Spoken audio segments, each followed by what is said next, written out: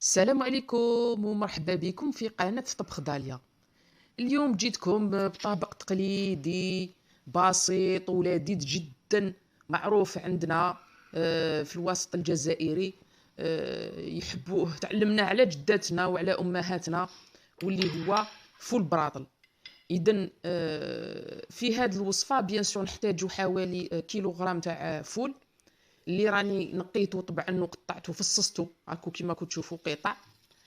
نقيته مليح طبعا ونحطوه في طنجره ديالي، نضيف له الملح، وهنايا استوس ضيفوا له ملعقه سكر تعطيه واحد الحلاوه رائعه، ونضيفوا طبعا الزيت ونخلطوا كلش ونخلوه يطيب على نار متوسطه. نغلقوا عليه دائما طبعا نغلقوا عليه الطنجره بلا ما تضيفوا الماء، خاطر هو كي تقلوه هو اللي حيطلق الماء ديالو.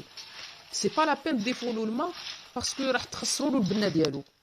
خلوه يتقلى غير في نار متوسطه، هو وحده يطلق الماء. اذا نشوفوا هنايا منين داك حلوا هذيك الغطيوه، وكما يقولوا هنا امهاتنا هزي الطنجره ديالك دو طون زون طون، هكذا هزي الطنجره ديالك باش الحبه تاع الفول تقعد شاده روحها، ما تتقطعلكش الفول، ما يتقطعلكش التفصاص تاعك. اذا هنا غير نشوف باللي الفول تاعي او قريب يطيب، سي بون دخلو طياب.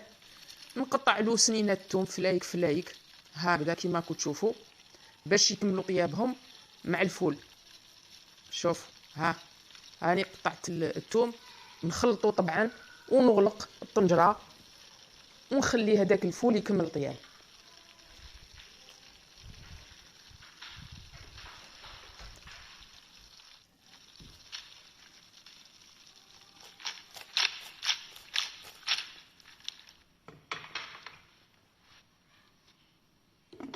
شوفوا هنايا غير يطيب الفول تاعنا، دائما نتاكدوا بواسطه السكين.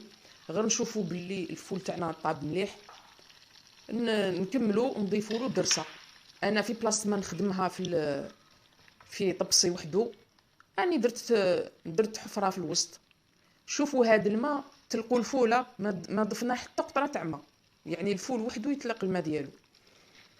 نضيفوا طبعا الفلفل العكري والفلفل دريس اللي يحبها حريوره، وهذه اضافه شخصيه. انا نحب دائما نضيف في الفول براطل نضيف له طماطم مصبره، صدقوني تعطيه نكهه وشويه قروصيه رائعه. وهذه الوصفه اللي يذوقها، اللي يذوق الفول براطل يقول لي اعطيني الوصفه تالمو يجيبني. وطبعا نضيفوا القزبر مقطع رقيق،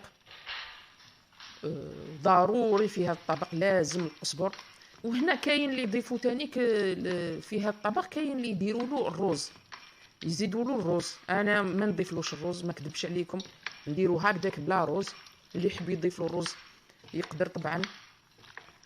نخلطوا المكونات ونخلوا هذاك الفول يتشرب النكهه تاع التوابل اللي ضفناهم، وعلى نار قليله يتكتك حتى يدير الوجه ديالو. هذا هو شتو طبق بسيط جدا. شوفوا هنايا كي طاب ما شاء الله، حاجه بنينه وبسيطه رغم البساطه ديالها بنينه.